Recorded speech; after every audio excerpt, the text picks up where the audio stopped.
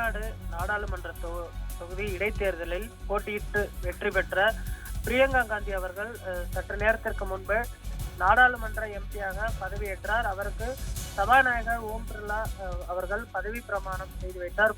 குறிப்பாக பிரியங்கா காந்தி அவர்கள் வயநாடு தொகுதி சட்டமன்ற இடைத்தேர்தலில் போட்டியிட்டார். அவர் பார்த்தோமெனால் 4,10,000 வாக்குகள் வித்தியாசத்தில் வெற்றி பெற்ற நிலையில் அவர் இன்று பதவியேற்றுக் கொண்டார். அப்பொழுது கேரளாவின் பாரம்பரிய சேலை அணிந்து அவர் அந்த பதவியேற்பிற்கு நாடாளுமன்றம் வந்திருந்தது குறிப்பிடத்தக்கது. அதே போன்று அரசியல் சாசனத்தை கையில் ஏந்தி அவர் பதவியேற்றார். அவருக்கு காங்கிரஸ் எம்பிக்கள் உற்சாக வரவேற்பை மேஜைகளை தட்டி எழுப்பியது குறிப்பிடத்தக்கது. கடந்த நாடாளுமன்ற தேர்தலில் காங்கிரஸ் கட்சியின் மூத்த தலைவர் ராகுல் காந்தி பார்த்தோமெனால் ரேபரேலி மற்றும் வயநாடு ஆகிய 2 தொகுதிகளில் போட்டியிட்டு 2லும் வெற்றி பெற்றிருந்தார். 2 தொகுதிகளில் ஒரு தொகுதியை ராஜினாமா செய்ய வேண்டும் என்ற விதிகளின் அடிப்படையில் ராகுல் காந்தி அவர்கள் வயநாடு தொகுதியை ராஜினாமா செய்திருந்தார்.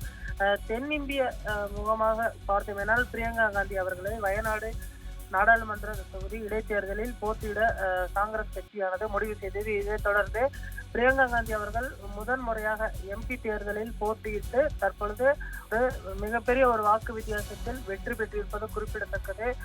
கடந்த 23ஆம் தேதி எண்ணப்பட்ட வாக்குகளின் அடிப்படையில் 4,10,000 வாக்குகள் வித்தியாசத்தில் அவர் வெற்றி பெற்றிருந்தார்.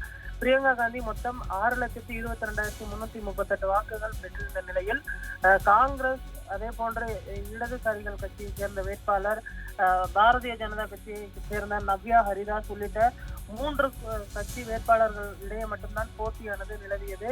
இதில் 3 வேட்பாளர்களை தவிர போட்டியிட்ட மற்ற வேட்பாளர்களும் டெபாசிட் பெற்றனர். அதே போன்று 8 சுயேட்சை வேட்பாளர்கள், அதே போன்று மீதம் இருக்கக்கூடிய கட்சிகளை சேர்ந்த 5 வேட்பாளர்கள் உள்ளிட்ட 13 வேட்பாளர்களும் டெபாசிட் இழந்த நிலையில் பிரியங்கா காந்தி மட்டும்தான் ஒரு அறுதி பெரும்பான்மை வாக்கு வித்தியாசத்தில் வெற்றி பெற்றார். அதே போன்று ராகுல் காந்தி கடந்த முறை 3,50,000 வாக்குகள் வித்தியாசத்தில் மட்டுமே வெற்றி பெற்றிருந்த நிலையில் அதை முறியடித்து அதிகபட்ச வாக்கு வித்தியாசத்தில் பிரியங்கா காந்தி அவர்கள் வெற்றி பெற்றிருந்தது குறிப்பிடத்தக்கது. தற்பொழுது தென்னிந்தியா, அதாவது கேரளா மற்றும் தமிழகம் உள்ளடக்கிய இந்த தென்னிந்திய மாநிலங்களில் பிரியங்கா காந்தி அவர்களை முன்னெடுத்து செல்ல காங்கிரஸ் கட்சியானது முடிவு செய்திருக்கிறது. அதன் ஒரு பகுதியாக தற்பொழுது வயநாடு தொகுதி சட்டமன்ற நாடாளுமன்ற இடைத்தேர்தலில் அவர் தற்பொழுது போட்டியிட்டு மிகப்பெரிய ஒரு வாக்கு வித்தியாசத்தில் வெற்றி பெற்றிருக்கிறார். இன்னும் ஓராண்டுகளில் கேரளா மற்றும் தமிழகத்தில் பார்த்தோம்னால் சட்டமன்ற தேர்தல் வர இருக்கக்கூடிய சூழ்நிலையில் அவரை காங்கிரஸ் கட்சி பயன்படுத்திக் கொள்ளும் என